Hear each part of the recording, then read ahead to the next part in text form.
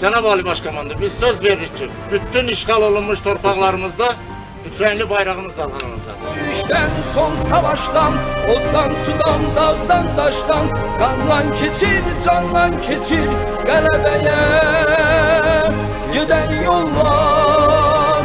Zəngi Misri havasından, anaların duasından, hər ocaqdan, közdən keçir, qələbəyə gedən yollar.